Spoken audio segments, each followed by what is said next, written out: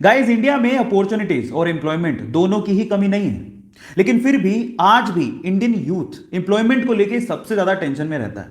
यार, ये जॉब क्यों नहीं मिल पा रही? क्या आपने कभी सोचा है? जो कंपनीज इंडिया में इंडियन यूथ को रिक्रूट करती हैं, उसका इसके बारे में क्या ख्याल है पता है? वो ये कहती हैं कि इंडिया में यूथ की कमी नहीं है, लेकिन स्किलफुल, स्मार्ट, एम्प्लॉयबल यूथ की बहुत कमी है।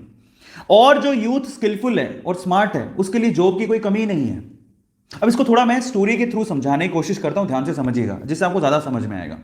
एक बार दो दोस्त थे, एक का नाम था सतीश, दूसरे का नाम था महेश। दोनों ने स्कूलिंग, कॉलेज सब साथ में पूरा किया। मजे की बात यह थी कि उनकी सेम ही कंपनी में जॉब लग गई।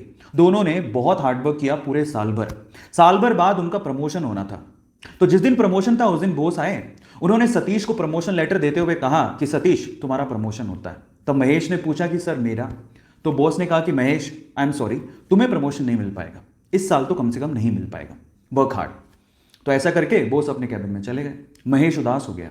महेश सोचने लगा कि सेम स्कूल से किया, सेम कॉलेज से किया, एक साल मैंने भी हार्डवर्क किया है, मेरा प्रमोशन क्यों नहीं हुआ? अब दिमाग में उस टाइम क्या बातें आती है पता है? भाई, यहां तो बटरिंग से प्रमोशन होता है, जरूर सतीश ने बटरिंग की होगी बॉस की। और उसको गुस्सा आ गया। उसने सोचा मैं कल से नहीं आऊंगा।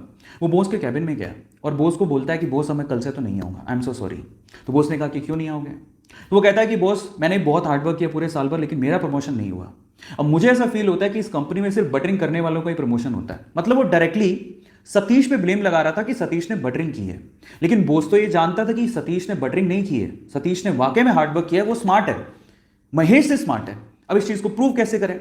बॉस ने लगाया दिमाग, इसलिए तो वो बॉस था, उसने दिमाग लगाया। उसने क्या कहा, महेश एक काम करो, मैं तुम्हें एक टास्क देता हूं, अगर तुमने वो टास्क कर लिया तो मैं तुम्हें सतीश से ज्यादा पैसे दूंगा और प्रमोशन भी दूंगा। महेश ने कहा ठीक है। तो बॉस ने कहा तुम एक काम करो, अभी जाओ बाहर, तो हमारे इलाके में पता करो कि आम कौन बेचता है। महेश गया, आधे घंटे बाद वापस आया और बोलता है कि आम एक्चुअली पूरे इलाके में, हमारे इलाके में थोक के भाव में सिर्फ एक ही आदमी बेचता है। तो फिर बॉस ने कहा महेश एक और काम करो, अब जाके पता करके आओ कि वो कितने कितने रुपए किलो में आम बेचता है। वो गया, वापस आया, वापस आके बोलता है कि वो 50 रुपए किलो में आम बेचता है।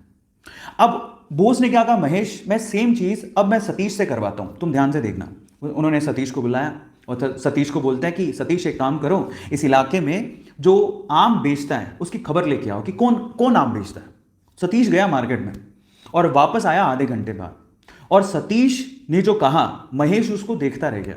सतीश ने कहा बॉस, यहां पे आम सिर्फ एक ही आदमी बेचता है और वो 50 रुपए किलो बेचता है, लेकिन उसके पास टोटल 60 से 70 किलो आम है और वो एक साथ अगर हम खरीद ले वो 40 रुपए किलो में दे देगा।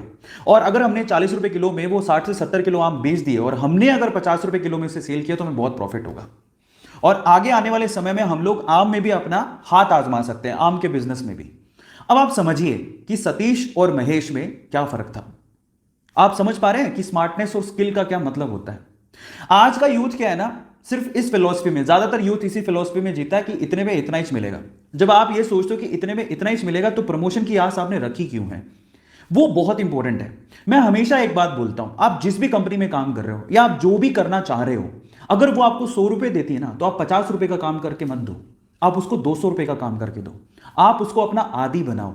जब आप उसको अपना आदी बना लोगे तो आप जिंदगी में प्रमोशन के लिए या एम्प्लॉयमेंट के लिए टेंशन में कभी नहीं रहोगे।